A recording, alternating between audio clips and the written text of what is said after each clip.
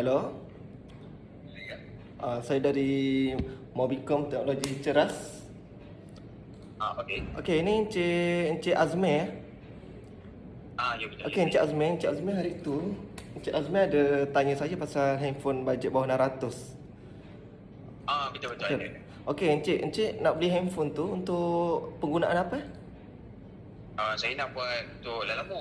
Okey, untuk Lalamu, Encik Azmi boleh kita boleh recommend Encik Azmi Nubia V80 Max. Okey tak? V80 Max Kalau model lain ada? Yang model lain ada, tapi kalau untuk tahan lasak, Encik Azmi boleh ambil Nubia. Nubia ni memang tahan lasak. Okey. Okey. Berapa harga tu? Yang ni harga dia bawah 600 je. 600 Bawah 600 betul. Stok ada banyak ke? Okey, untuk Nubia ni kita memang stok kita ada, tapi sekarang limited. Sebab sekarang kita punya stok ni ramai orang beli Nubia ni. Okey. Okey. Okey, ada apa-apa free gift tak?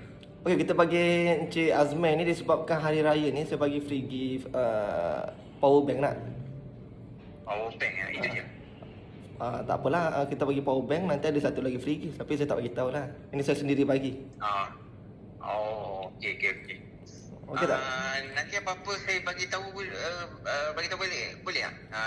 Pasal saya nak fikir dulu, saya nak tengok model apa yang sesuai untuk buat dalam box. Nanti apa-apa nanti saya bagi tahu kan. Cik balik lah. Okey, boleh Encik. Nanti apa-apa Encik boleh WhatsApp saya, ataupun Encik boleh nanti saya PM Encik kat WhatsApp, saya bagi detail semua, boleh? Okey, boleh. Boleh.